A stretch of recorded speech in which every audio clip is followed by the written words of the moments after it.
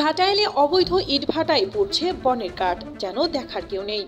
টাঙ্গাইলে ঘাটাইল উপজেলার গড়ে ওঠার অবৈধ ইটভাটায় অবাধে পড়ছে বনের কাঠ, ধ্বংস হচ্ছে বন ও হ্রাস পাচ্ছে পরিবেশের ভারসাম্য।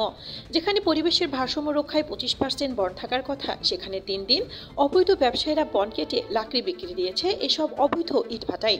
পরিবেশ ভারসাম্য ফিরিয়ে আনার জন্য সরকার পদক্ষেপ নিলেও যেন ধ্বংসের হাত থেকে রেহাই পাচ্ছে না বন ও পরিবেশ। উচ্চ আদালতে রিট করে মালিকেরা বছরের পর বছর এসব ইটভাটা পরিচালনা করে আসছে নিয়মিত। তারা আইন না মানায় যেমন একদিকে হারাচ্ছে বনের গাছ, অন্যদিকে কালো ধোঁয়ায় দূষণ হচ্ছে পরিবেশ ও ভেঙে যাচ্ছে গ্রামের রাস্তাঘাট। পরিবেশ দূষণে ব্যাপক হারে ক্ষতি হলেও স্থানীয় প্রশাসন কোনো কার্যকরী পদক্ষেপ না নিয়ে গোপনে সহযোগিতা করে যাচ্ছে মালিকদেরকে। উপজেলার অর্ধশতাধিক ইটভাটা থাকলেও এবছর চালু আছে 38টি ভাটা। তার মধ্যে 21টির নিবন্ধন থাকলেও নেই 24টির নিবন্ধন।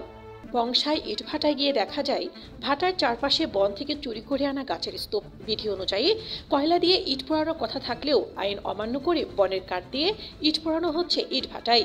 ইটভাটার বিষাক্ত কালো ধোঁয়ায় যেমন পরিবেশের ক্ষতি হচ্ছে, অন্যদিকে ফসলি জমির মাটি গভীর করে কেটে নিয়ে হারাচ্ছে জমির উর্বরতা।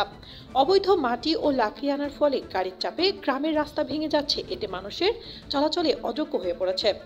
তাই দ্রুত এই অবৈধ ইটভাটায় মালিকের বিরুদ্ধে যেন ব্যবস্থা নেওয়া হয়, এমনটাই জানিয়েছে এলাকাবাসী। উত্তর টাঙ্গাইল প্রতিনিধি মোহাম্মদ আলামিন হোসেন বিপ্লব।